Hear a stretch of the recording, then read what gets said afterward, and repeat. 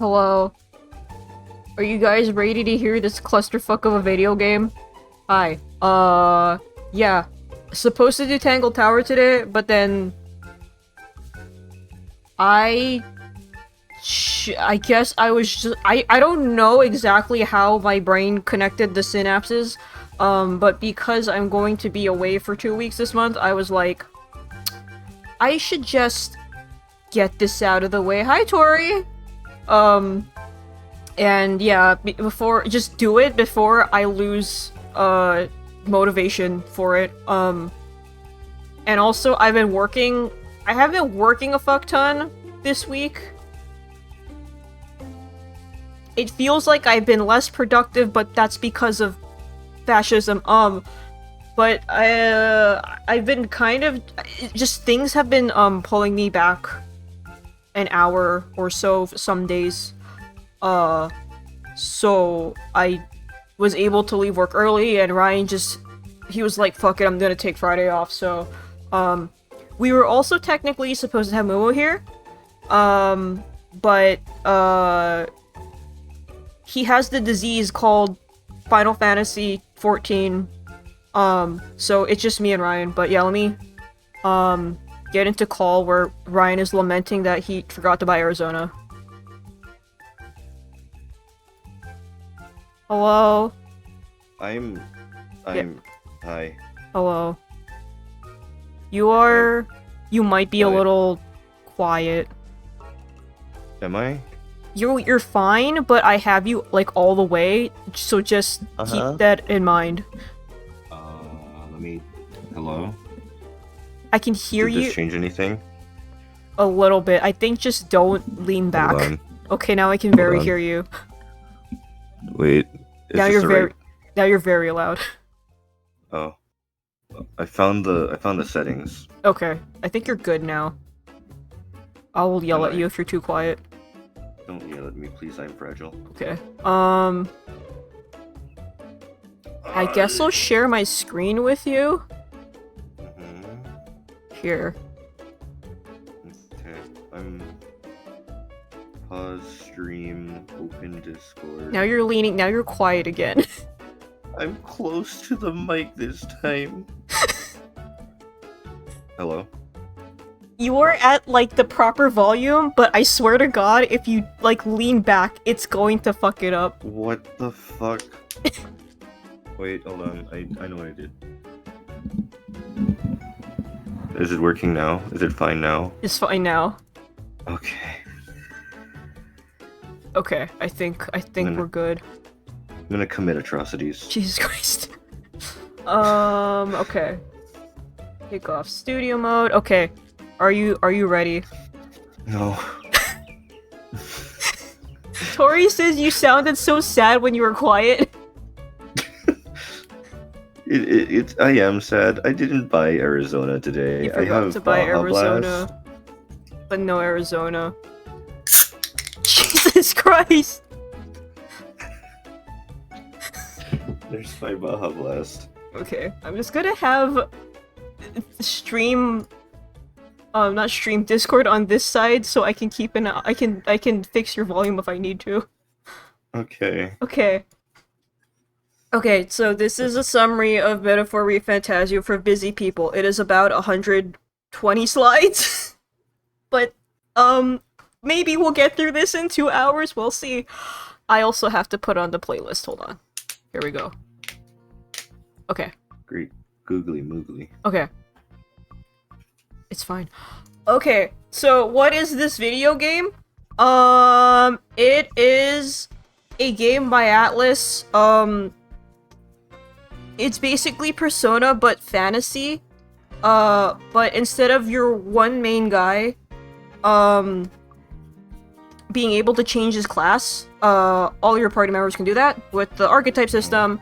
The thesis of the game is basically, in times of fear and anxiety, can the general public be trusted to choose a trustworthy leader? People thought this game was gonna be about racism, and it's kind of not. I'm shrugging. It has racists in them, and we will go... Are you okay? Go on. It's not really about racism, but yeah, there are races in the game, and there's kind of a class system. Like upper, middle, lower, or Kind of like people are just like when you first enter the city, people are like fucking Elda, and it's just like holy shit. oh, And then the bat people are like on the lower rung, the lowest rung, where they're not even considered like part of the main 6 or so races. Racist. racist. Yeah, and if this game sounds neat and you have time, maybe pick up this game. And a lot of these screenshots will be from Pat's stream, because I was too lazy to find anyone else's, so some of them might have a little clip of his webcam in them, but it's fine, whatever. Okay. So, in the beginning, a twink murders the king, kind of like a Phoenix Wright game, so you know who did it. You, the player, know who did it. This is a big deal, because he allegedly has no heirs. So, Like, the big... he puts on airs? No. But the big thing is that the royal family has the royal magic, which is very powerful, and it's kind of like how Kingdom Hearts talks about Kingdom Hearts. I understand. You know, like you don't really know what it does, but you know that it's important. So the reason why he has no heirs, allegedly, is because back in the day there was an assassination attempt on the prince, and they think he's dead, but he's actually alive, and he just has anime magic tuberculosis that put him in a coma, because someone put a curse on him. A resistance formed to find a cure for the prince, and then eventually put him back on the throne where he allegedly belongs. Hi Megan, did you just say latent tuberculosis? No. Also Andrew is in the chat to help me if I forget something. So yeah, Andrew, if there's something important that I missed, just yell. Like Snow White, but it can't be cured with sexual assault. Holy shit.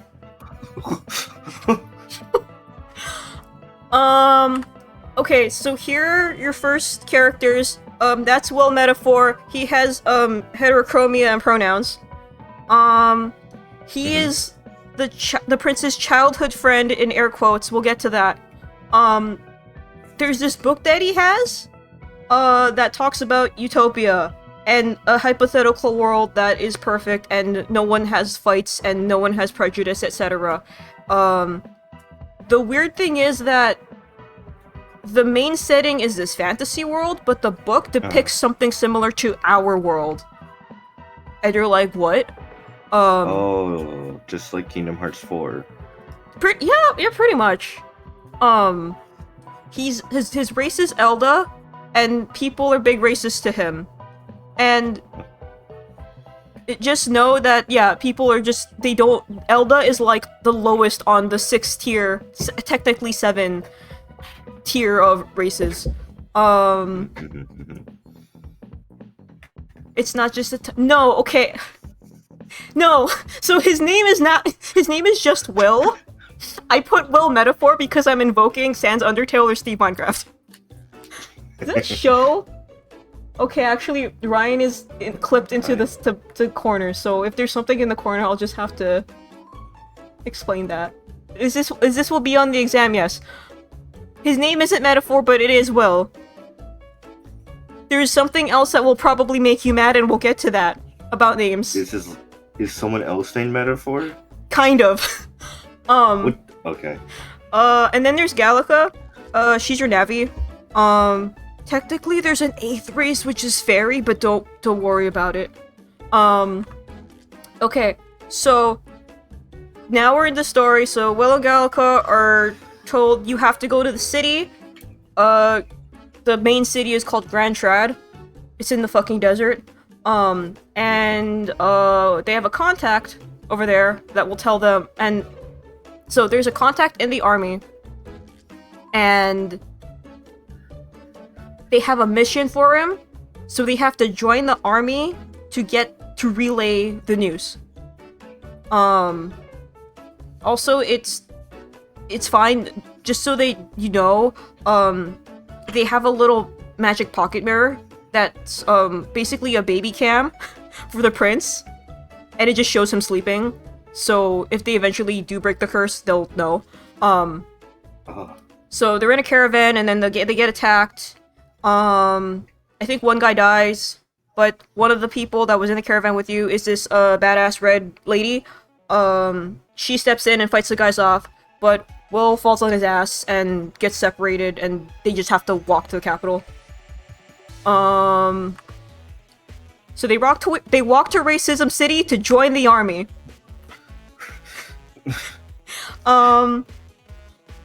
There's I don't have anything against fat people. This is just a David Cageism. They invoke the trope of fat evil, and that's your captain. He sucks and probably says slurs. You make a friend, him named Stroll. We'll come back to him. So they get assigned to this fort, and everything seems fine. Maybe we'll find the contact tomorrow. Oh fuck. This fucking thing attacked them. The big pomegranate fuck, on the last slide is a human. So, in this world, humans are big fucked up monsters. Yeah, we are. Yeah, and, that guy is pretty tame, all things considered. So, in that fight, Will Metaphor, awakens to the power of woke. I mean, his, archetype. So, I think the idea behind an archetype is it's a manifestation of the user's resolve, is the best way I could put it. The spooky voice comes down, it is like, I'm glad you decided to join this path. Here's your archetype. You rip out this microphone-looking metal heart in your chest, and you speak into it what your resolve is, and then you explode, and there's your persona. Persona 5. Yeah. So, the first archetype that Will gets is called the Seeker, and it's this... He kind of looks like Zenkichi, honestly. It does. Yeah, it's this guy. Okay, so then, they meet their contact. His name is Grius. I put their full names because it felt right, but, you know, whatever. You beat the pomegranate human thing. They all have names, and they start with Homo. Because Homo sapiens, but anyway. Yeah, so he shows up, after the incident that, like, the humans slaughtered all of your troop. And he shows up and he's like, what the fuck was that? And Galga's like, oh hey! So, it's you're a contact. As a side note, he's from the Rogue tribe, which is... I think the two qualities they have is that they have very long lifespans, so they get very boomer. And they have face tattoos. He has a full name, but Will doesn't. We'll get to that. Yeah, and then Galca tells them, so their mission is to kill the twink from the intro. His name is Luis, and we'll also get to him. Because they think that he's the one who set the curse on the prince, and the curse can only be broken by killing the caster. Are you following so far? Oh, I've been muted this entire time. Holy shit! Yes, I'm following. Okay. I killed a mosquito earlier. I thought it was funny, but then he just kept talking. I thought he just ignored me. My God. And then you asked that question, and I'm like answering, and I see no green around my icon, like my icon, my icon. Oh my and God. Hi, chat. It's me. Okay. Um. Yes. That's Fiendsmith Engraver, a level 6 light fiend. What do You discard it, add a Fiendsmith card from your deck to your hand. Stroll? Yeah, he looks like Fiendsmith Engraver. I don't. Let me look this card up. I'm gonna say that, and it's only gonna be because of like the face.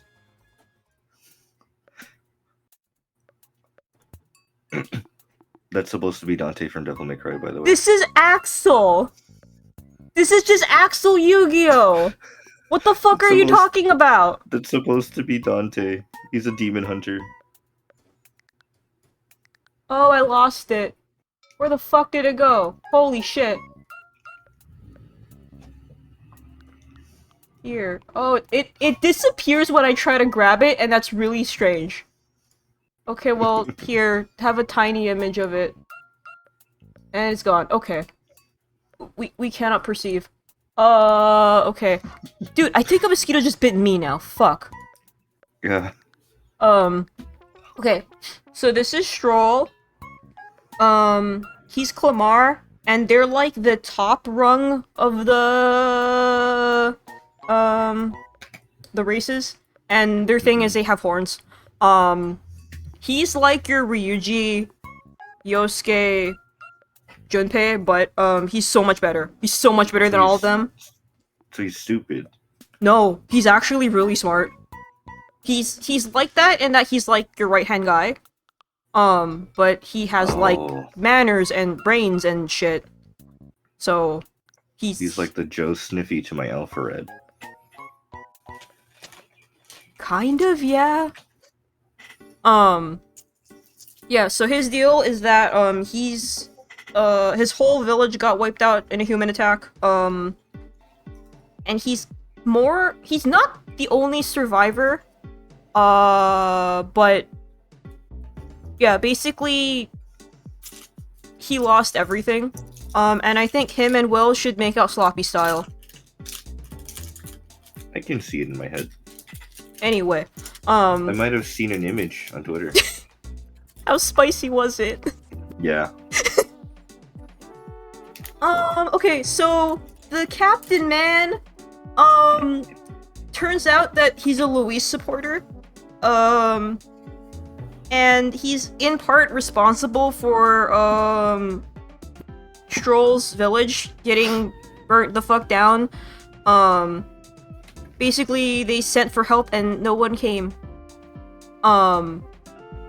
So Stroll's like, fuck you, I'm going to get justice, for, my family. And if you ever have time, go look up his, Awakening, because it's really good, but yeah, he, gets his archetype. I forgot what this guy is called.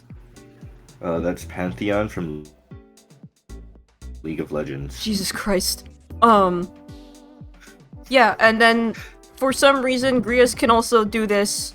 I forgot to put the archetype though that's associated. I think it's actually more associated with Galka, but it's the mage, it's fine.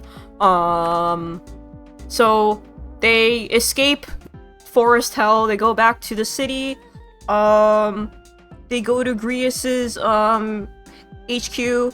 It's an inn called the Hushed Honeybee, owned and run by Fabienne, who's this fox MILF.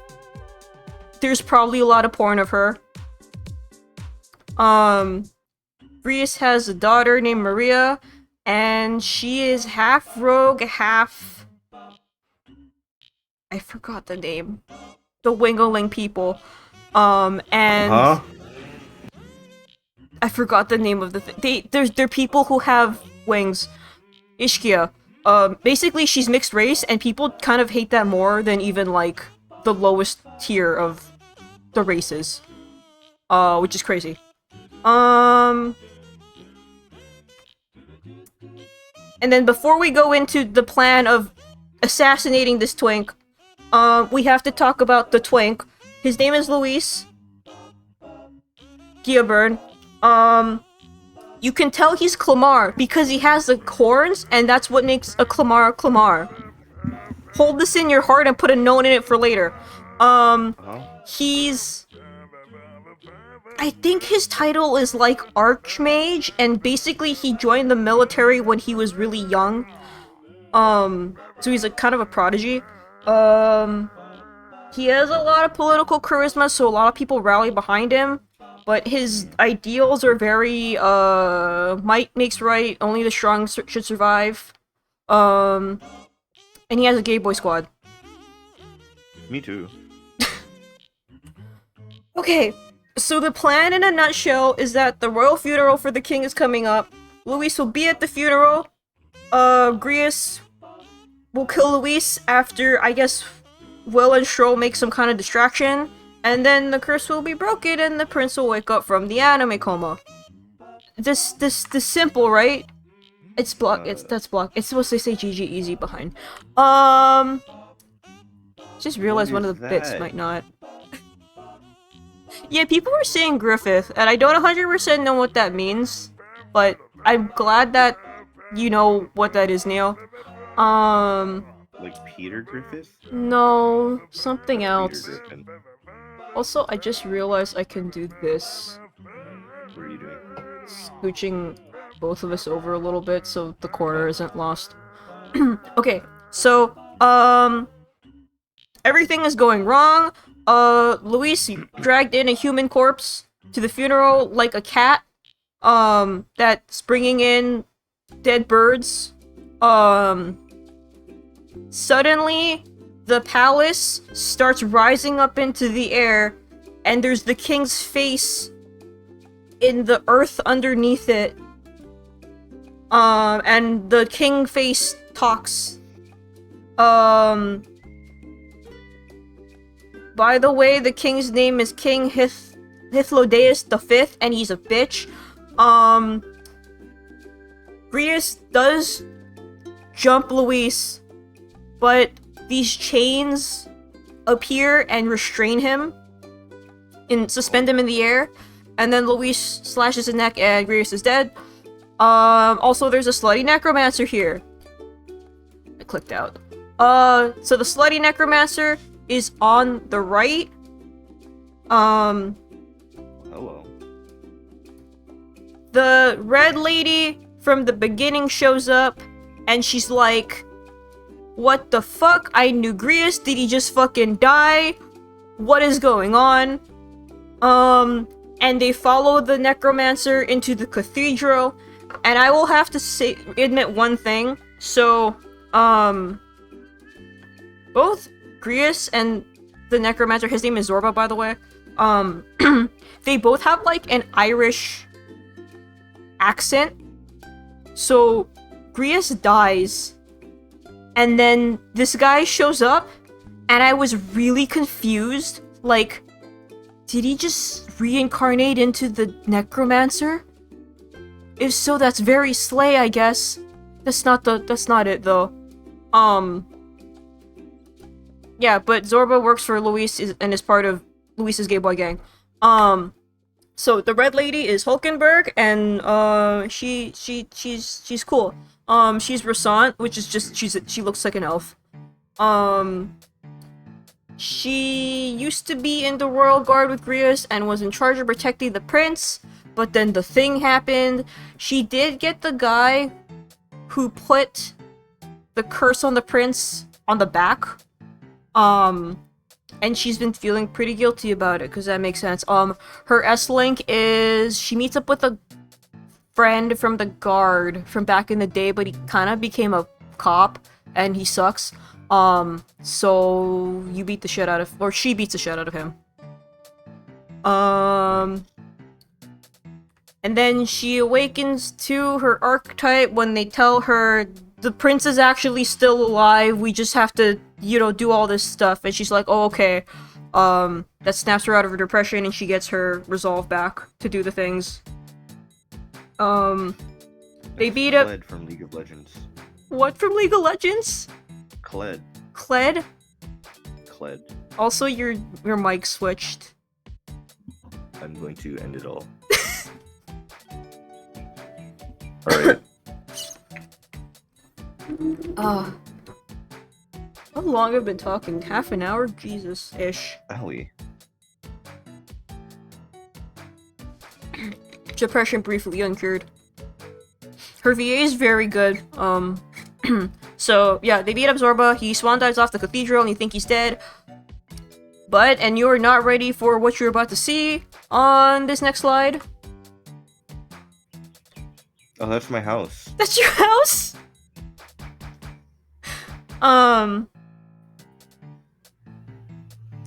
Yeah. So, a necromancer just yeeted himself off the cathedral onto a big corpse. What do you think will happen? He brings this human corpse, back to life. And I think this was the one part of the game where I had to, like, pause and just be like, what the fuck am I looking at? What isn't, like, portrayed in a static image is that there's, like, little people around the plate, surrounding the heart. Though they actually, like, walk around it. Yeah, me too. You too? That's how I get my exercise. Yeah. So, they beat the egg ass.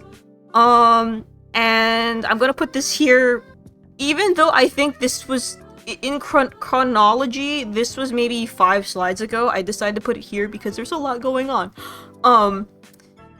The Rock King is like, I'm holding an election, and it's a popularity contest, and whoever wins will rule the kingdom and become the king, and you'll have access to the royal magic. Technically, anyone could do it if you had the riz for it. By the way, the top 20 people are immune to violence, and I will fucking kill you if you try to touch them. Which is why Grius died.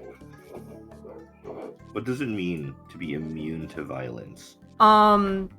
The chains will come down on you and you'll die before you even get to touch the guy. Like the chains from earlier. Yeah. It wasn't some kink thing. No. Okay. Megan wants to be immune to violence. Impossible. She wants to be violence.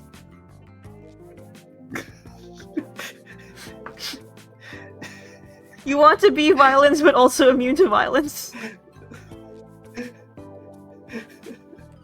Okay.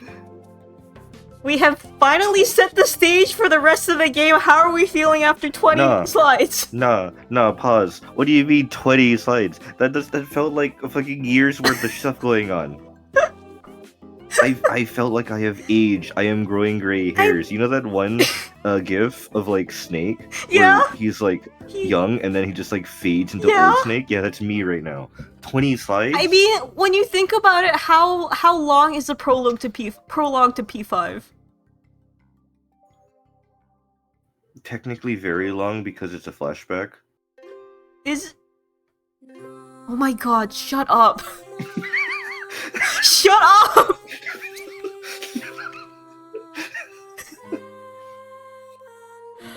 Okay, let me drink water. I like her. So this is Katarina. I don't know why I put this song on here. I'm gonna skip it. It's hard to talk over this one. Play Chicory. Okay. Okay, this is Katarina. So it's weird. So during the whole cathedral bit, she does show up and she's like looking for a friend. And you help her with it and you become buddies. But she's not a party member, even though she really, really has the vibes of it. So she's Parapus, which is like... I think... So, people say that they're cat people, but those are clearly like either bunny or horse ears. So I just threw the animal ear people. But the Parapus are like one of the lower rungs. This will come up later, but she's a bounty hunter.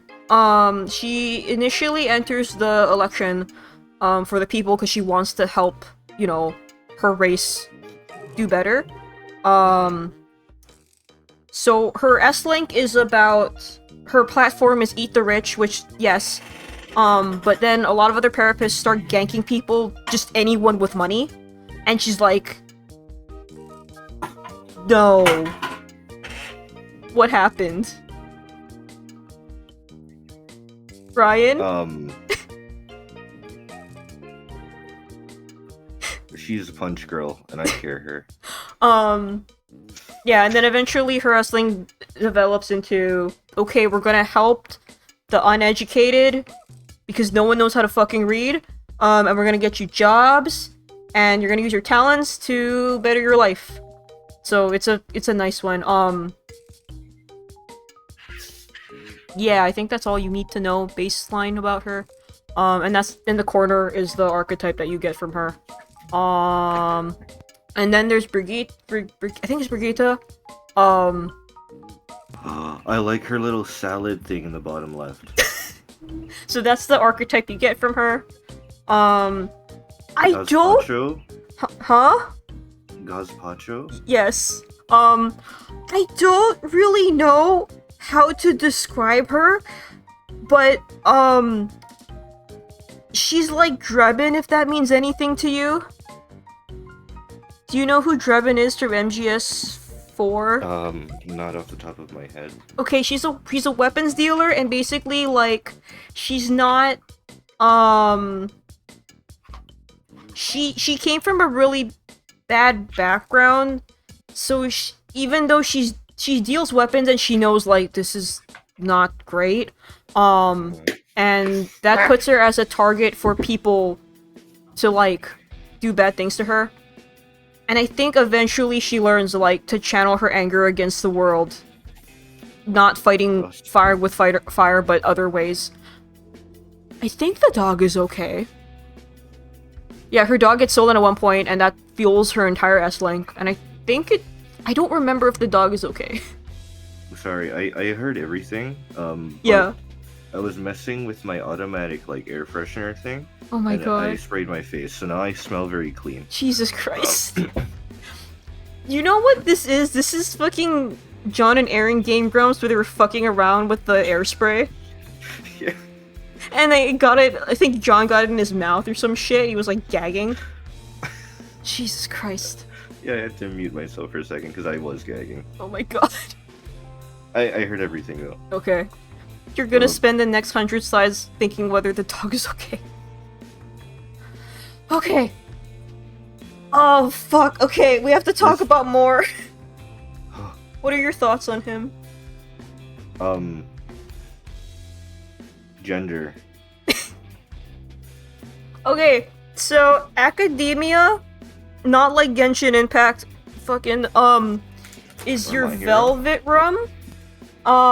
So you go there to swap archetypes, and stuff. Yeah, so, he's trapped there, and he doesn't know why. But he's the guy who wrote the Utopia book, because Thomas More in Real is the author of the Utopia book in Real, and I'm like, shut the fuck up about that. More on him later. Also he's Clamar. Said that every single slide. Also his cast name is Plateau. And he's the save, Plateau is the save icon. Okay. Are we good to move on to part 2? Yes. The fuck you mean part 2? Yeah, we're gonna move on to part 2. I don't know how many. I didn't count how many parts. That was part 1. Yeah. Oh, What? Friday. It's Friday. Gotta get down on Friday. You know she's still making new music, Rebecca Black. Jesus Christ, good for her. Like, yeah, it's actually good music. Also, you're exhausted by this. I had to make this. Remember, I had to make this. We are not the same. This is about 120 slides, but a good 5 or 6 of this are like just slides that are just this. So in reality, it's maybe 110-ish or so, 115. But yeah. And then I cry. Okay, I need to breathe. I'm not gonna have a voice tomorrow. Okay, so we have our major players, Luis, the church, and these chuckle fucks. The other candidates, they don't matter. But So Dragunov from Tekken, Tearlament Sheeran, uh, dude, and what's the guy's name? The little rodent's name in one of the Dragon Quest characters, like Pockets. I don't know, but I know what you mean. Yeah, She looks like Ricky. I was gonna say that too. Off the top of my head, this guy is Elf Hitler. This guy is... He's kind of a What's that hippie. guy? Yeah, I think his name is Loveless. I don't mean that in like a bad way. Yeah, gender. I think he wants all ugly people to die. I'm not... I think his platform is only beautiful people should get benefits. Whoa. No, No. It's just crazy where it goes from like, this is Elf Hitler, this is, I forget what you said. He's a hippie, This kind guy of. Yeah, Elf Hitler, hippie. This guy wants ugly people to die. I mean, pretty privileged is that law. And she's just kind of only in it to advertise her family's mechanic shop. So, it's Why just is the that a US. I know. Okay, so the church is a big thing, and I didn't do enough research for this slide. Bottom line is that they suck. Dick. And, the king is a little bitch, and he gave up, so the church was able to come into power. And yeah, the big vibe is if you don't believe in sanctism, you suck. And they're also the British Museum for reasons we will get into later. The head honcho on the right side is Forden. He sucks. Forden's number 2 is the bald guy.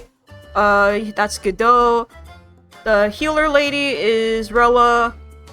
And then this guy on the bottom, his name is Batlin. I didn't really get to talk about him in the slides, but he's around and he rules. For reasons I won't be able to get into, because he's a lot of side commentary. But he's like the church crier, so he's like the preaching to the choir kind of guy in a Shakespeare setting. Kind of a deal. Okay, so the church puts on a they skew the election thing into a tournament for the throne, and there's a guy outside with the bass on his car. So they put on this tournament for the throne to sway the public opinion towards them that, oh, they're doing all these good things. It's kind of like a campaign trail that spans 3 cities, and it makes like a loop. Anyone can enter, but technically, but it weeds out a lot of potential candidates, partially because of transportation. The gang enters the tournament to get close to Luis, kill him, and then put the prince back on the throne. Throughout the game, you're kind of like, this is a bad idea, because ruling by blood is not good. Like, just because you have the royal blood doesn't mean you know what the fuck you're doing. Mm-hmm. Also know that I just remembered to put the why we're even entering this thing in on, like, slide 70. I was on slide 71, I was like, oh fuck, I should put something on that. I see. This game has a lot, man. I understand. Okay, so the first leg of the campaign thingy is the exhibition of the brave. You have to slay a monster and then bring it to Port Brilhaven, which is like very south of Grand Trad. So the slay a monster problem, everyone's just gonna take the big bounties, leaving nothing for us, and it might be better to just get Luis's attention, instead of like actually trying to win the thing. So they go to the bounty board and they're like, well, we can take down a metaphorical monster. A metaphor. There's this outlaw who's been stealing children. Why are you blowing your nose? I'm opening my blinds. Oh, okay. Yeah, they're like, we'll take down a metaphorical monster that, like, this outlaw that no one can catch. The problem with going to Port Brilhaven is that you can't do it by walking, so you need a vehicle. But Hulkenberg knows a guy. This is a guy that Hulkenberg knows. So this is Neurus. He's he used to be the Royal Engineer. And he's Ishkia, and Ishkia have the wings. They can't actually be used for flight, though. They're just cosmetic. He's kind of like your weirdo cool uncle. And his S-Link is... You collect parts... what the fart? You collect parts of a relic, and it spans the entire game, so as you go to places, you get hints on, like, oh, look over here for the thing. And you put it together, but then realize it's a tiny nuke. So Neurus is like, we can't fucking let this be, so he breaks it. Even though it was like his mentor's life thing to put all the pieces together for it. So the big transportation vehicle thing that the people used to get around if you have enough money for it, is called a Gauntlet Runner. So it's this mech that's basically a ship with like legs, and it runs around on them. He was commissioned to make one for the prince, but that's not happening because whatever. So we're just borrowing it for now. Also, it has a particle collider on it that can be used for teleportation. Don't worry about it. Okay. I'm gonna mute for a second.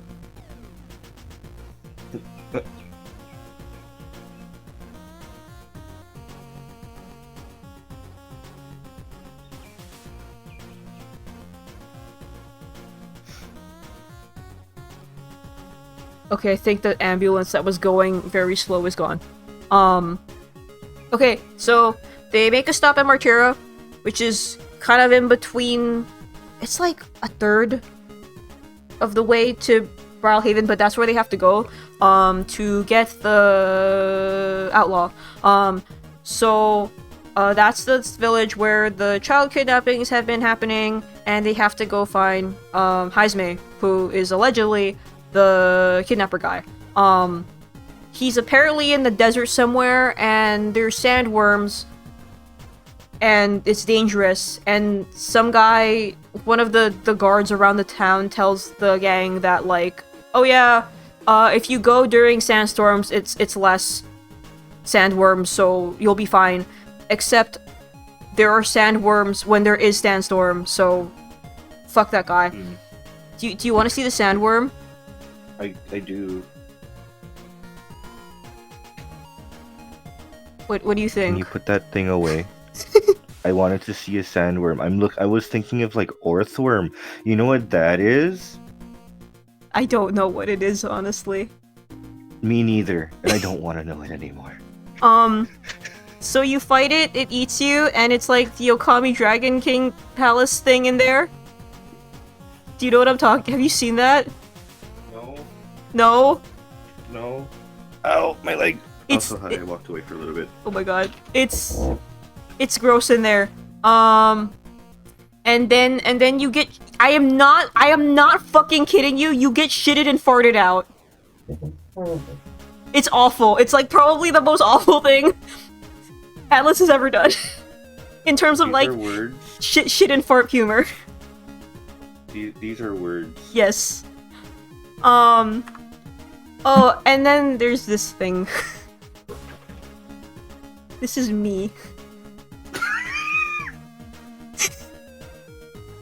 That's me.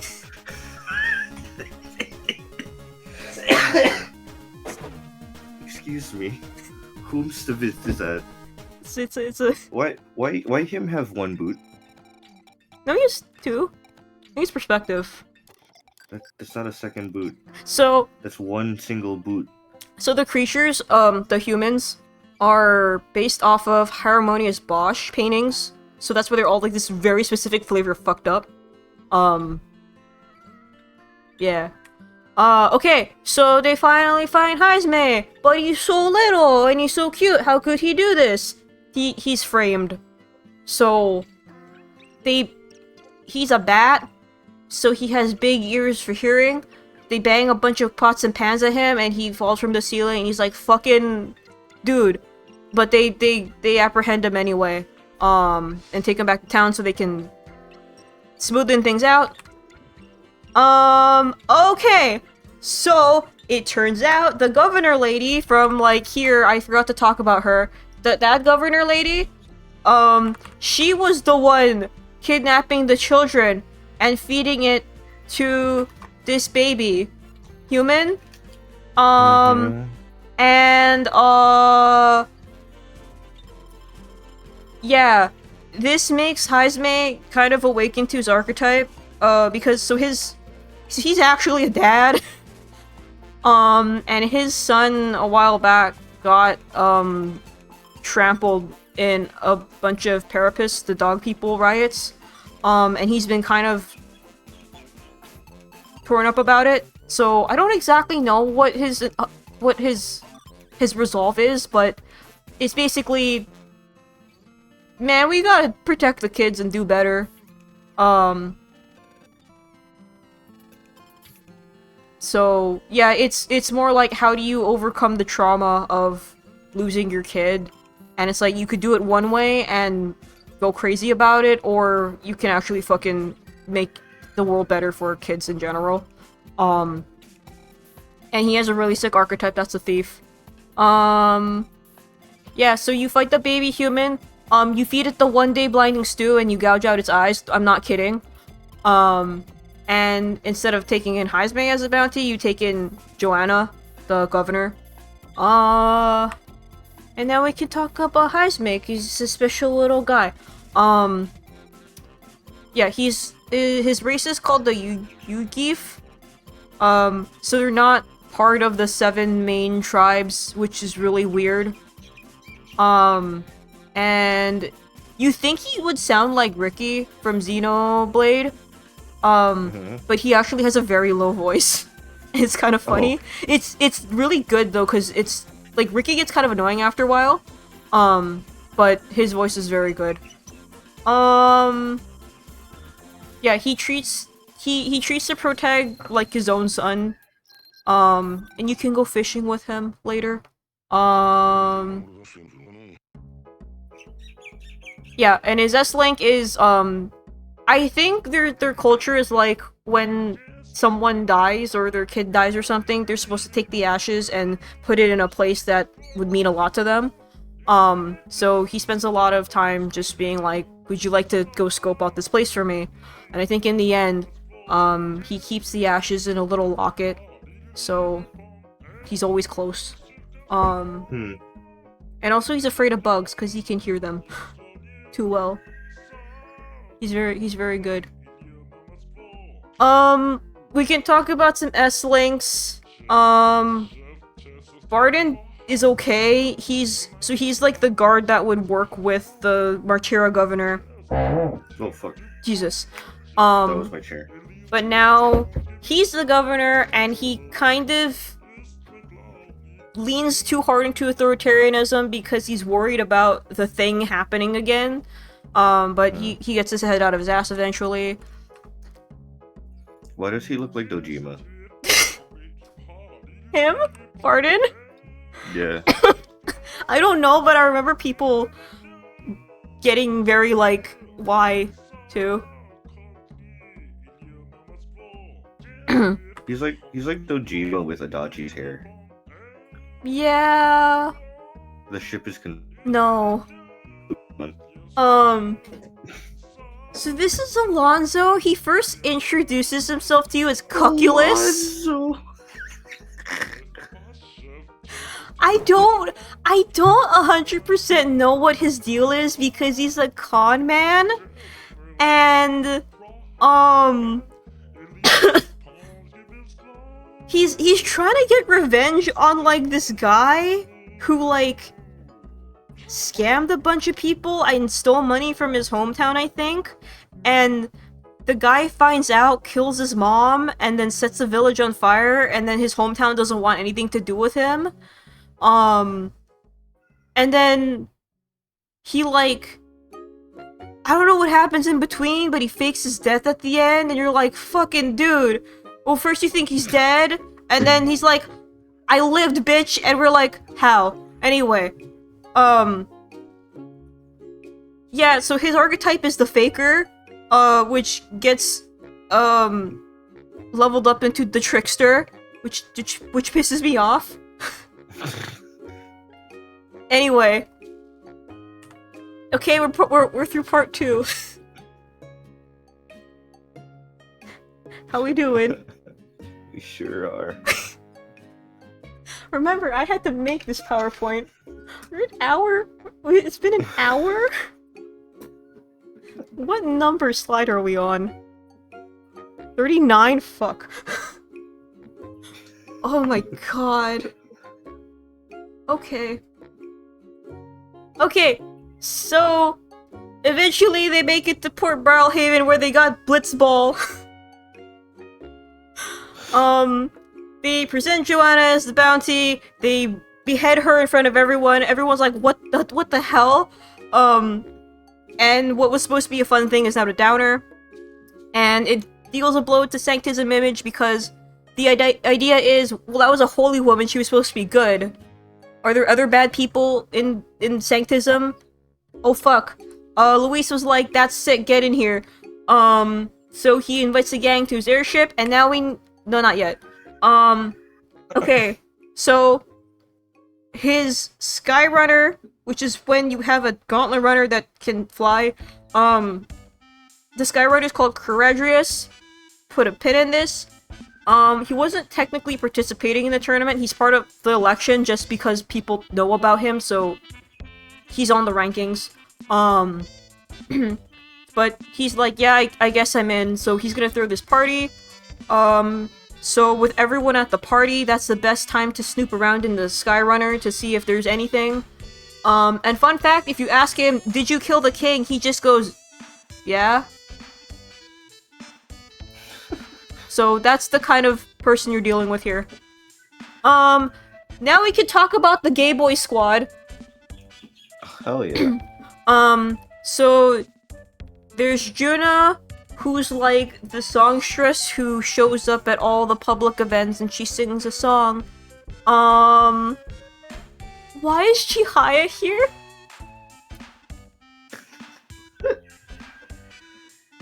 You know what? Yeah. Yeah, so she's an honorary gay boy. There's Gladell. He wants Luis's dick so bad, so he entered the tournament. I deleted a K by accident. And he has an attack doggy. The Blowjob brothers are important. Hell yeah. There's Fidelio, who's the older, but he's shorter, and there's Basilio, who is younger, but he's very tall. They're Mario and Luigi. yeah, actually. Jesus Christ, put him away. Put him away. Put him away. Jesus. So, their deal is that they were test subjects in the past. And they're kind of like, why the fuck were we subjected to this just because we're the lowest rung of the race ladder? So they really like the idea that, like, race doesn't matter, you just need strength. So they go to the party is happening, Will sneaks out, goes to the airship, finds out that Juna is like a double agent, and is part of the resistance, so she's on our side, which is like, okay. So they find two things on Luis's airship. He also has a Utopia book, which is like, okay. And he's also, for some reason, researching the Prince's Curse. And they take those notes. So Gladell is so fucking thirsty for Luis. And he smells a rat, so he follows, Will onto the airship. And you fight Gladell, and this is apparently fine, because he's not part of the top 20. So you don't get ganked. I literally had to check with Andrew on this and watch the footage back because I was confused. Juna gets her archetype, but she doesn't really have this immediate, like, not that it's immediately obvious. She doesn't really have a trauma that she talks about when she awakens to it. She's just kind of like, I've heard of this power, let me try it, and she just kind of does it. Which is weird. And then you guys beat Gladell, and Gladell jumps you because he's pissed off about it, and he gets chained up and died because you're now top 20? And Juna just covers it up like, no, we weren't snooping around, it was Gladell. Was that clear? Because I am also very confused about how this part rolls out. Ryan? Hi. Are you good on this? Yeah. And yeah, her archetype is Masked Dancer, and she has different masks. And you can eventually upgrade it to Persona Master. Because Atlas. I already know her. Okay, that was part 3.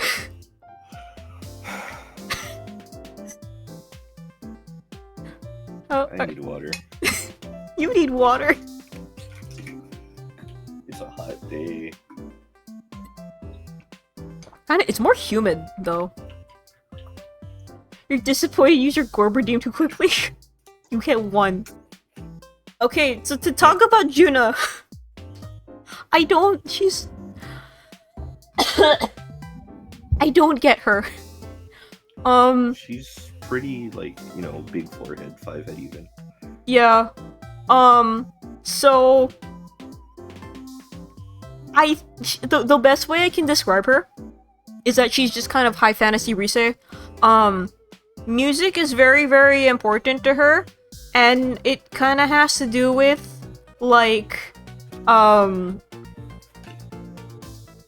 I think she was a slave before, and music was the only thing that kept her going, so that makes sense.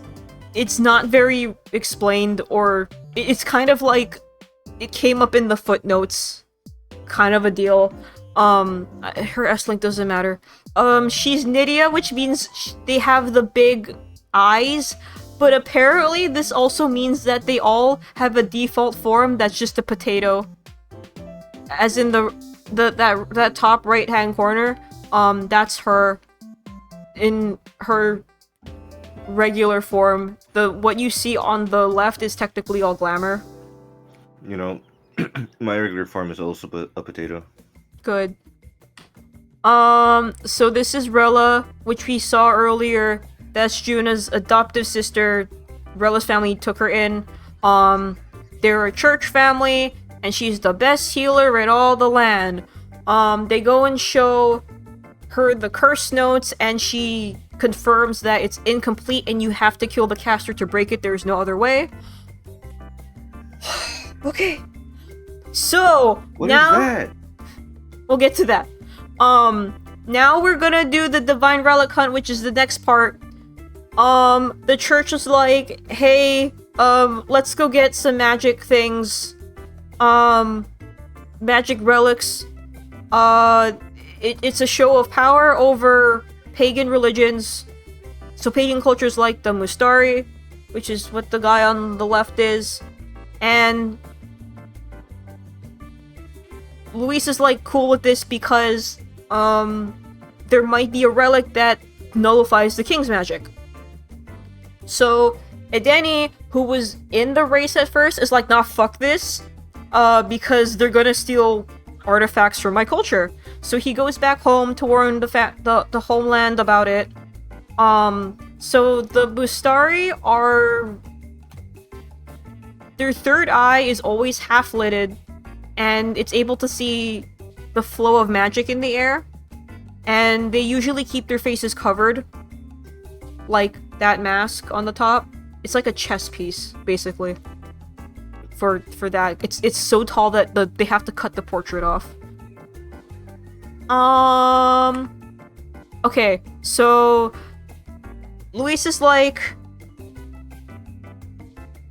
he's still cool with the gang, so he tells them go find this lance called Dracodios.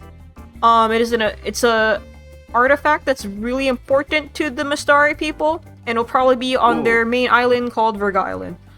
The Blowdrop brothers come along to supervise, because Fidelio's like, I don't know about this. And yeah, they fight. The Gauntlet Runner is a boat now, so they can get to the place, and they fight a squid human, and Fidelio gets hurt. Okay. They get to Virga Island. There's too much goddamn magla, which is the magic. There's monsters, so the people are like, we're going to sacrifice our priestess to the dragon god, because that's what we've always done. So, the priestess has to go take a bath. And because this is Atlas, you walk in on her bathing, and they get thrown in jail. All of us should just go to jail, including Atlas. But the Blowdrop brothers break you out. It's fine. It's fine. Okay, so, I guess the priestess Yufa, she goes to the temple to get sacrificed, but then he's like, no, wait, fuck my sister, come back. He gets his ass kicked, and he's like, please go save my sister. You're like, okay. So, the dragon god's name is Et, and there's a human controlling it, and it turns out the human was the one asking for the sacrifices, not the dragon god. Yufa awakens to her archetype because she's like, I shouldn't throw my life away just because this is what we've always done. There are better ways to help people out. And it turns out that Dracodios is the lance that Et lives in, and it can be used to summon it. Catches her while she's Atlas. Okay, I'm gonna ask you this. What do you think Et stands for, or like means? Extremely huge tits. No. Okay. Oh. Also, Yufa's thing is the Devil Summoner, like, from SMT. Or Summoner to Devil Summoner. Okay. So they go deeper into the Dragon Temple, and then there's just fucking Shinjuku down there.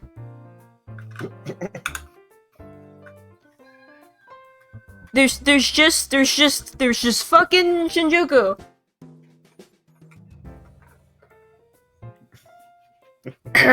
It has the same... My throat is getting sore. It has the same layout as a dungeon from Etrian Odyssey.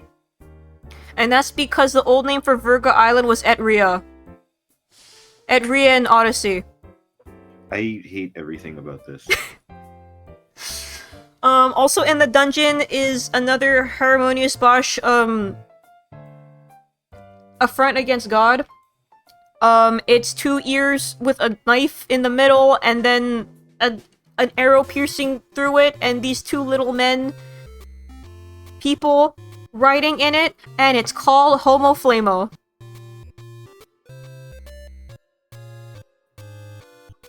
Homo Flamo.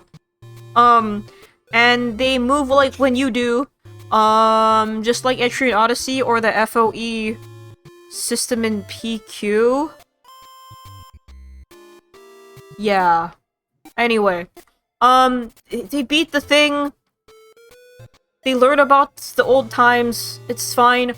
And then the gang realizes that Dracodios actually knows the royal magic, so you could kill Luis with it. Remember that the top 20 thing, Luis is technically untouchable at this point. So they're like, okay, we'll make him a fake. and give that one to Luis. What about the Blowjob Brothers? Fidelio got sick, so Basilio has been watching over him, and then the gang asked Rella to go help him and stuff, and she's like, okay, he's all better, go take a run. Kind of important, she asked him about his emotional state, like, have you been feeling anxious and stuff, and it's because, anxiety and magic have ties in this world. This is also about the time where the Blowjob Brothers kind of start having doubts about, you know, what race you are isn't like, might makes right isn't the way to go. Because that line of logic is like, well, people are in trouble, if they, like, if they were stronger, they wouldn't be in this situation. So, just let them die. And then they realize, yeah, that's actually kind of fucked up.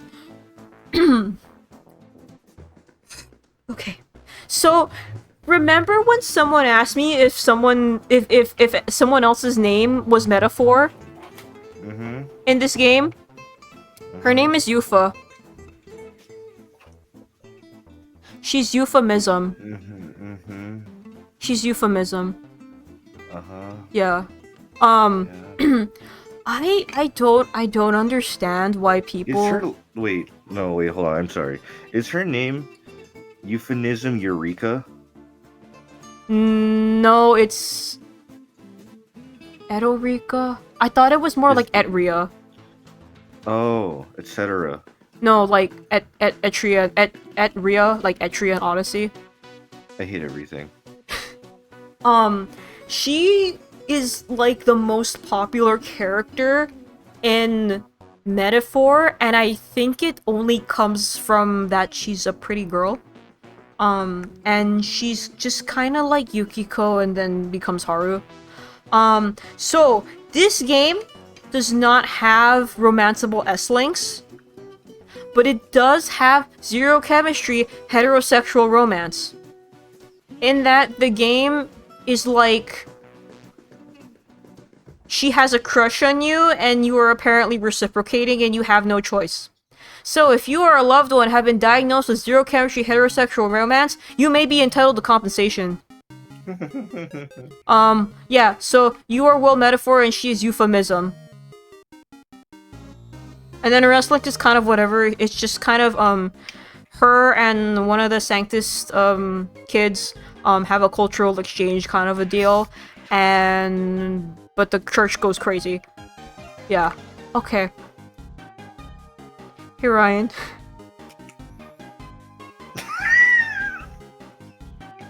You know, gamers will do one of three things if they have free will. You cut out for a bit. Gamers will do one of three things if they have free will. You just did one of them in this slide. Okay. Yeah, so 9/11 is coming up, but we have to get through 9/10.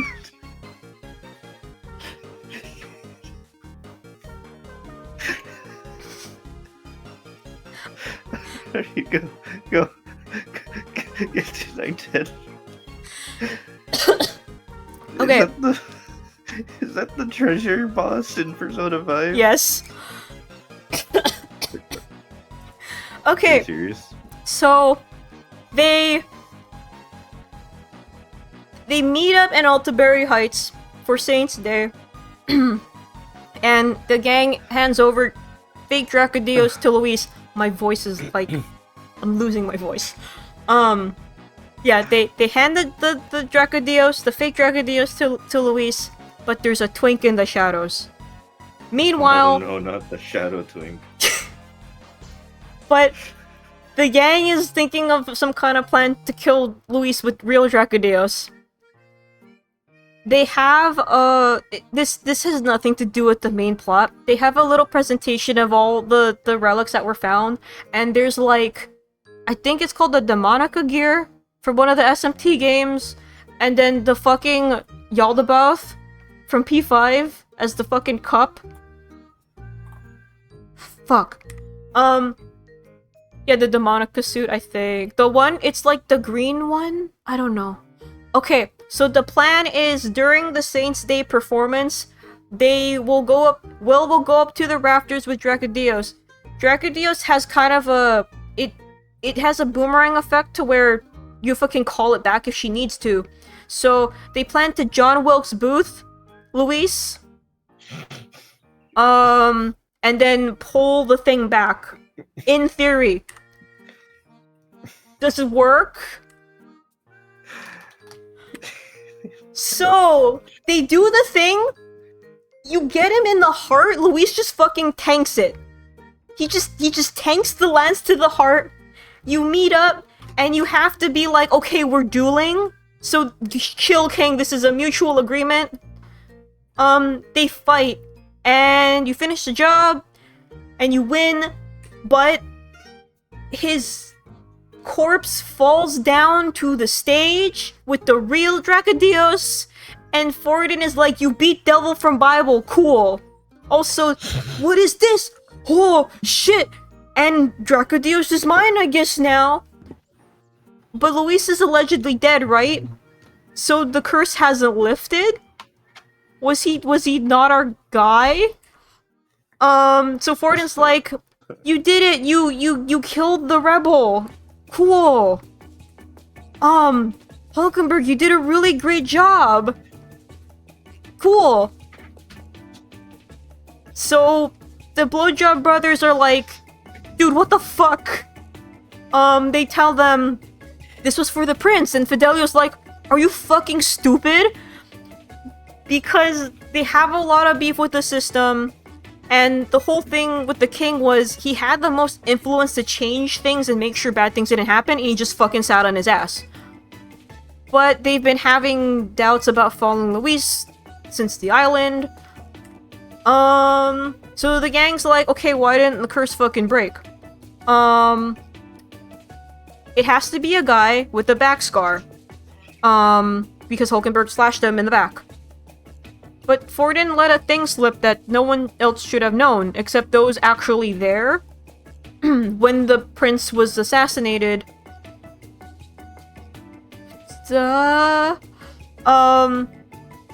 Hey Cass, we're at like one of the big climaxes of the game. So we're almost at 9/11. And then Juna goes and talks to her sister about what do you think is happening? Okay. Are you ready for 9/11? So Forden's like, Luis is dead, I'm the winner! Hey! And then the gang is about to rush him and be like, do you have a back scar? Meanwhile, there's an Organization 13 member, but he's white on the stage. Fuck off. What happened? Did you die? I think I just like unalived itself for me. Oh my god. Did you like miss everything? No, I caught everything still. Okay. And then Discord like unalived, and then the Legos dropped. Yeah. So, Luis actually isn't dead. And guess fucking what?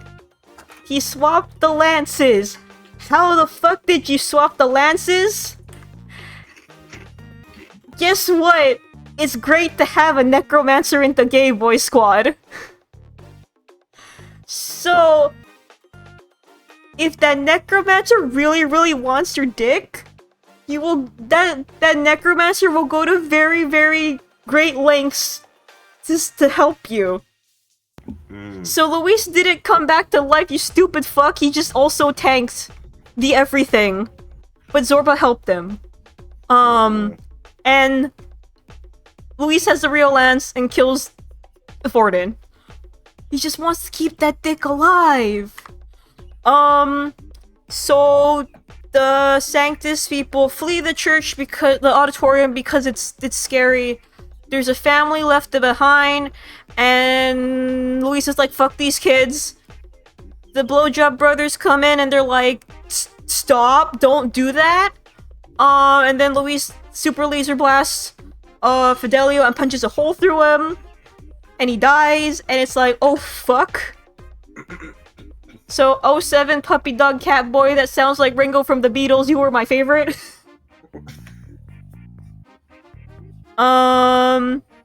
So Basilio's very torn up by this. But he has kind of a little bit of a hallucination where he thinks he's seeing, Fidelio. And they basically have this talk of like, you gotta keep going. And everyone's like, fuck. Of course the fucking fire truck would pass by when I'm talking about this. Are you gone? Are you coming closer? It's coming closer, fuck. Ah.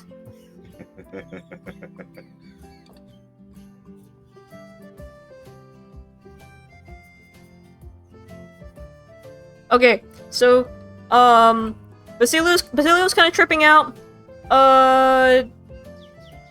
Fidelio's there, his big brother is there to be like, you gotta keep going.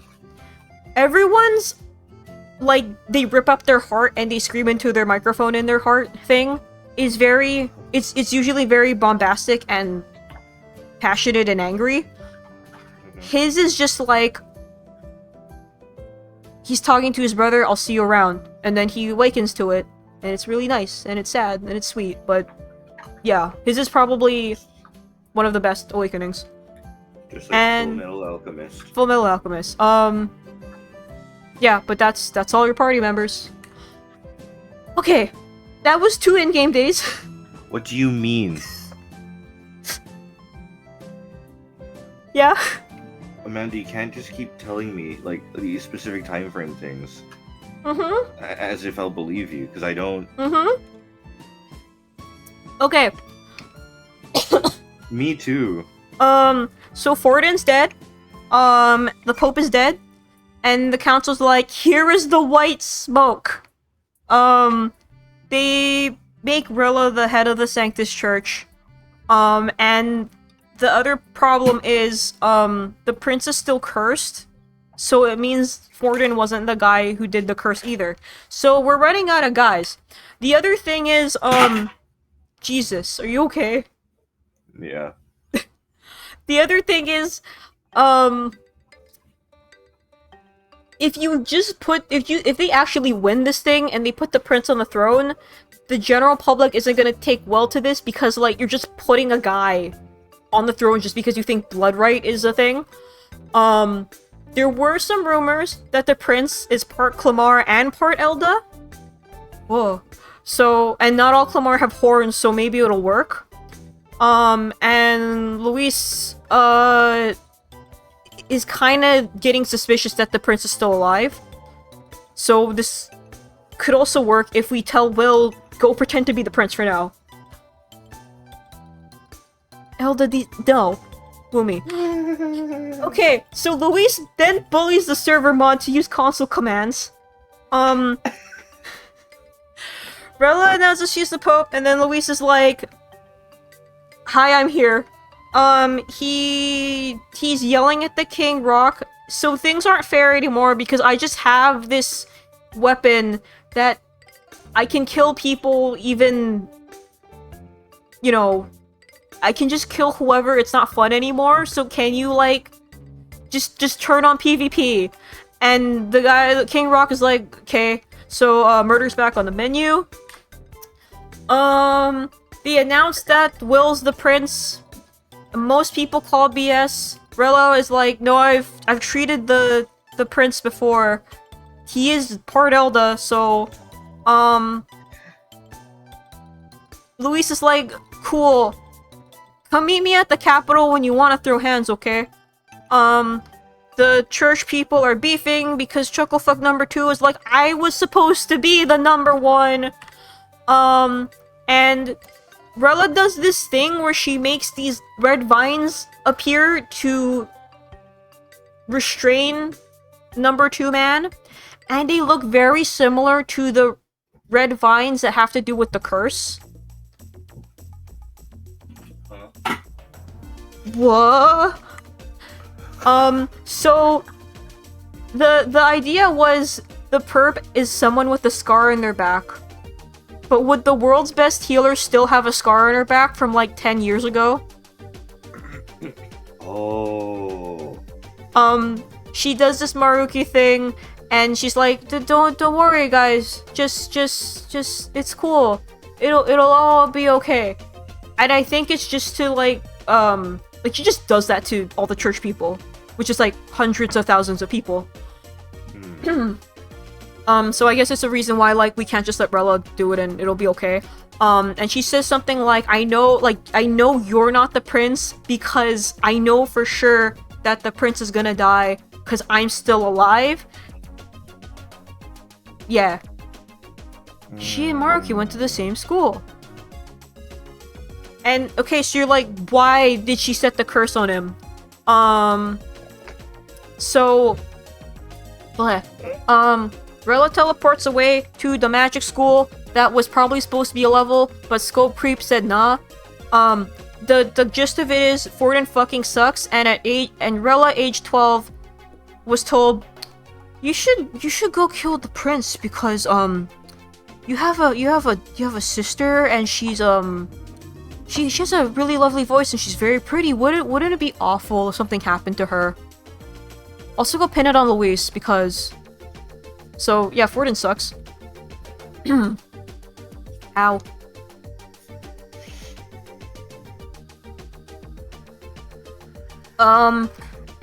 You fight Rella, you win.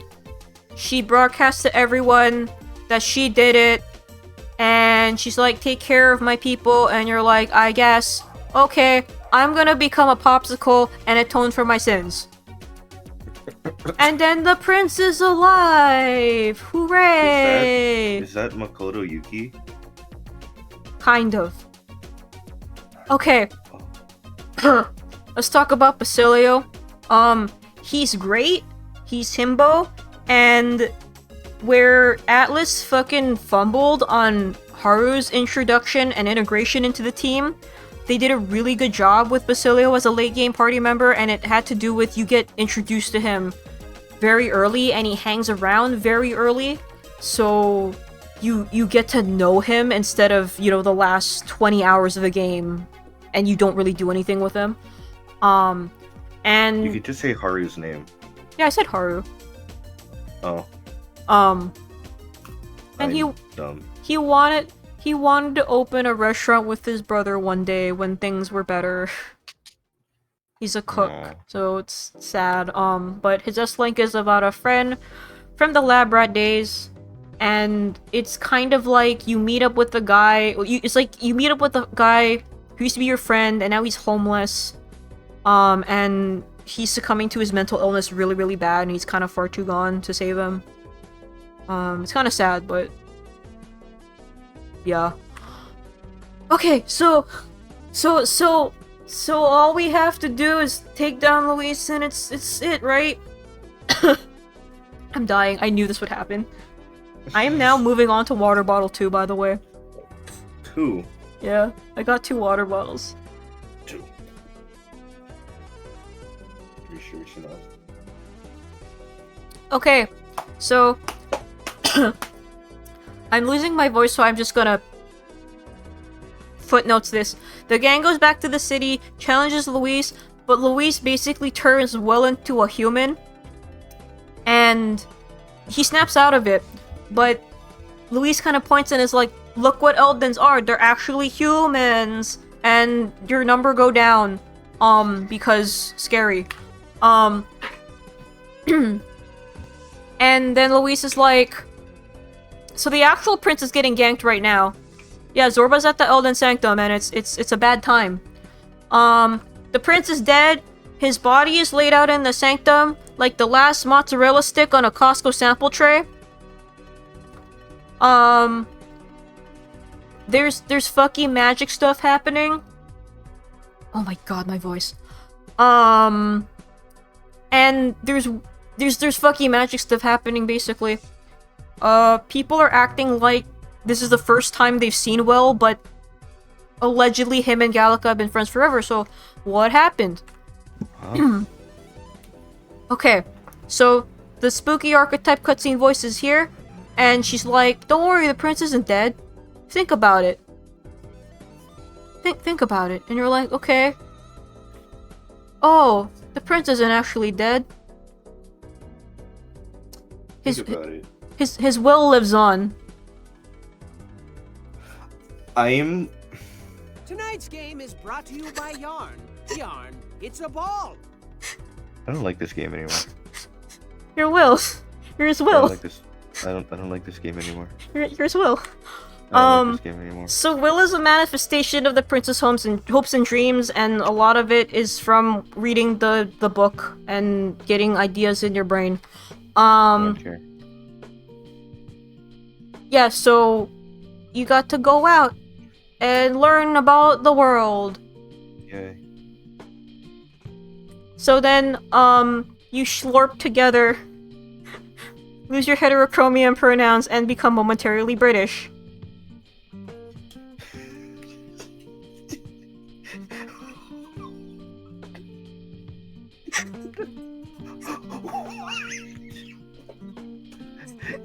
Wait, oh, hold on. Let me read. Let me read that again. Let me read that again. You kind of slurp together. You lose your heterochromium pronouns, and you become momentarily British. That's exactly what I thought I read. All right. Do you want to read the top? What the fuck? Is this a PG? Did you see Farquaad? I do see Farquaad. That's the most normal thing on this entire fucking thing. And then he gets the prince archetype, it's fine, it's whatever. Okay. So, Lorddom, this game takes place about 1 or 2 apocalypses after SMT and Persona. The humans we know, the humans we know in Rio, mutated into the tribes that we see here. So they're all technically human, they just have a lot of mutations. Eldens are the weird ones that they have no horns or ears or anything. And then people turn into humans with a capital H when exposed to too much melancholia, which is like anxiety manifested as magic. But the magic magla they use is when you take control of your fears and anxieties. It's a metaphor. Shut the fuck up. Okay. They ask the village elder about Luis, and she notices that Luis sure knows a lot. The Elden village was burned by the forest in an attempt to kill the prince for good. One such family, called the Heradrius family, which is they're doctors. They were doctors who knew how to treat melancholia. The spells that they use are very similar to Luis's spells, and curses or healing spells in reverse. Do you remember what his ship's name was called? Is it not working? No. I mean, it's working, but I don't remember the thing. It's right here. Is it? It's in the sepia flashback. Charadius? Caridius. The names are the same. So Luis is probably from the Sanctum and is very angry with the world if so, which would explain his mentality. His plan is probably to make a lot of people anxious at once so they all turn into humans. It is the year 2025 and I'm writing the slide. Also Zorro was still here, and he knows everything.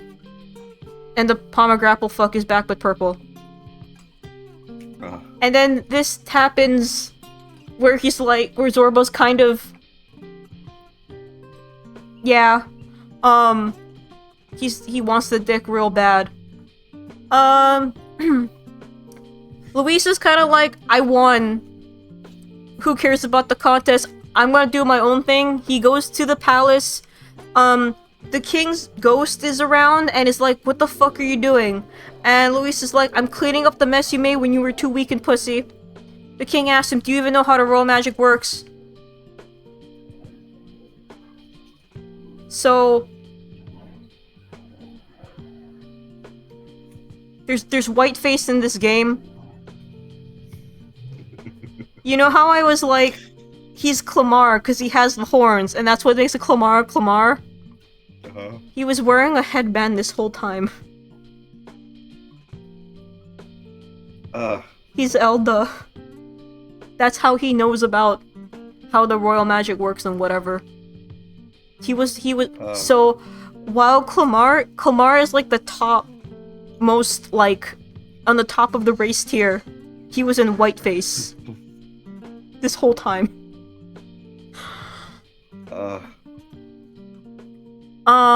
Yeah, so he just has a scepter now. We're almost free, Ryan. What do you mean? We're almost free. He wore a headband, but it's magic, like, magic stuck to him, so it's not like someone could just pull it off. Okay. By the way, you're on the day transition now. You see the prince, but now you're the prince, so it's you. Okay. This is slide 100. Oh. So, you get back to the city. The sky is red. The city's all bitches. Everyone's, like, really aggro for some reason.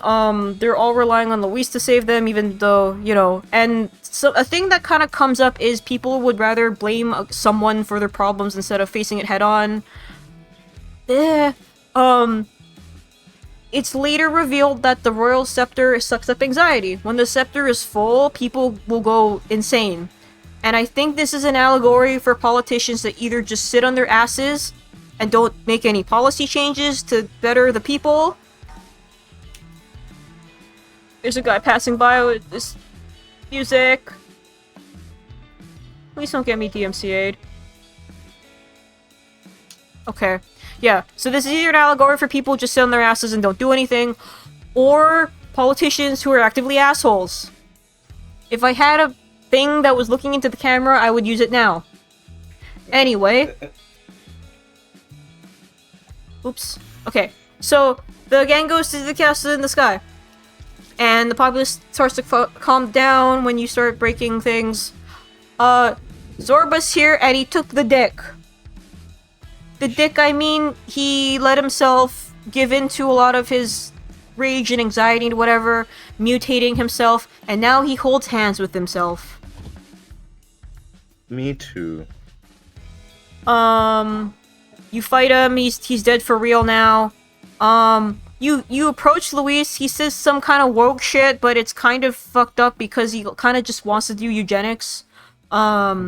And the idea is he's gonna turn everyone into humans, and whoever is strong enough will win, or whatever, and fuck everyone else. He fucks off to the heavens, and he's like, "Come find me." And King Hythlodaeus, the shit is like, I'm here too. I was just sad. Someone else can take care of this, and you're like, dude, okay, whatever. You go to Sky Hell. You catch up with your S-Links, you take the Skyrunner to the thing, there's a boss rush that's technically optional, it's more like if you don't do it, you have to do it later. You fight him. And now, do you see why all of the guys wanted his dick? Do you see? His... Oh. Is that his dick? No.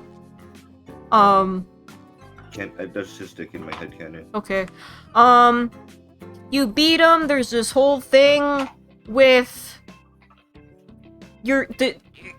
There's humans attacking the ship. Well, go do it. It's fine, we'll be here.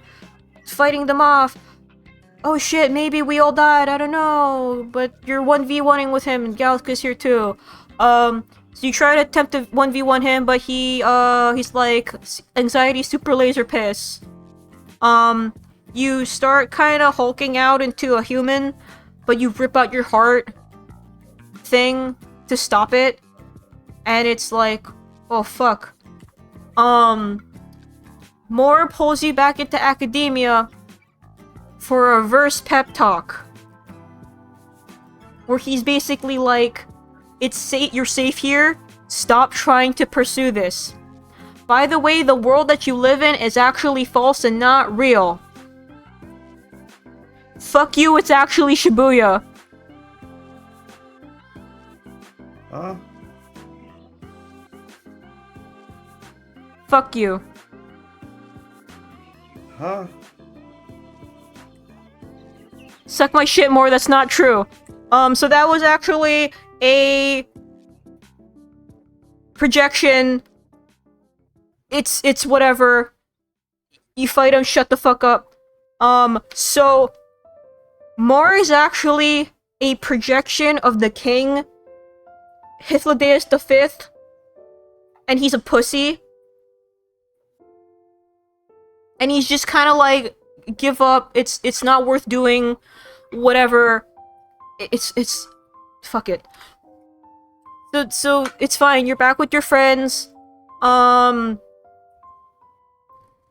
Shibuya projection was just to make you give up and protect you, even though you have a job to do.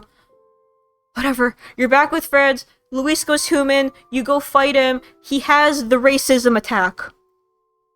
And what I mean by this is, he will call out the name of a race, and if you have any party members that are of that race, he will just kill them. Oh. It is literally a racism attack. Oh. You beat him. It sounds kind of cool, but also fucked up. You beat him. Luis's anime exclusive third phase. You get the king archetype. And Giratina, Gallantmon's love child, saves the day. Huh? It looks like Gallantmon and also looks like Giratina. Giratina? Yeah. You know what I mean? I guess so. Anyway. Yeah, I see it. And then, Spooky Disembodied Voice, which is actually the Elden Queen, which is your mom, is like, Mom? hey, Hythlodaeus, the shit husband, we did great, didn't we? Yeah, except he didn't. He didn't do shit. And they fade into the whatever. We did a... fuck. Okay, so we made it to the end. Will becomes king, gets this super ugly crown and cape. There's a 1-year time skip, and a cool thing about this is that not everything changed overnight. Fuck.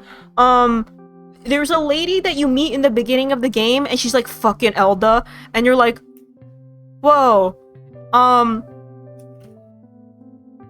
Come the end of the game, she's still kind of racist. She's still like, I guess Elda are okay. So it's just like, change is going to be slow. Your party members are now in government positions, which is, you shouldn't do because that's nepotism. And Heisme gets a little hat. It looks like a frying pan. Kind of. It's his trusty drying pan. Fuck. In conclusion, this game is more about politics than racism, and that's okay. Also, if a hot fascist twink ran for government, we'd lose the Fujos to him immediately. I guess one of the theses of metaphor is wake up, get out there, but like... and also maybe the Shinzo Abe doohickey guy was probably right. I'm not going into what that means. You'll just have to infer your own conclusions. We did it! We did it. We're free. Are we really free? No. After we are now slaves to this information. Yeah. We are not free. We are no longer free. I mean, I've been sitting on this since like November. Okay. So yeah, I would say this is actually maybe one of Atlus's best JRPGs in terms of mechanics, and the story is better than Persona 5's. You're gonna make someone upset by saying that. I mean... It's not me. I'm not the one that's upset. You know I'm always, like, out there being like, I really don't like Shusumi, and you know how much of a target that makes? You know how I'm like outwardly like I don't like Shumako. Mm-hmm.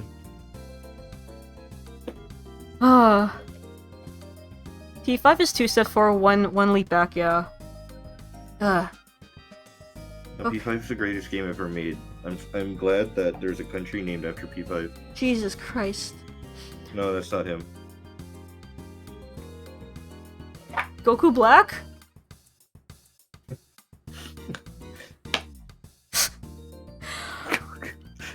You said that's not him! Hold your fire. It's not him. Okay. I'm calling that a stream because I'm losing my voice. I'm losing my mind. And Ryan's losing his mind. Yeah, that was stream for today. Oh god, not that one. Thank you guys for hanging out and losing goddamn minds with us. Next week, either Thursday or Friday, because Friday, I have off. Right. It will be the last stream for a little bit, because I'm gonna be on vacation, but we'll finish up Tangle Tower either Thursday or Friday. I will try to do... Technically, Friday is better because I can start earlier, for you guys, but I might have to pack. I don't know yet. We'll see. But, I'll post on social media what my plans are and stuff, but... Yeah. I don't really feel like rating anybody, so let's just end it here. So, goodbye, everybody. Goodbye.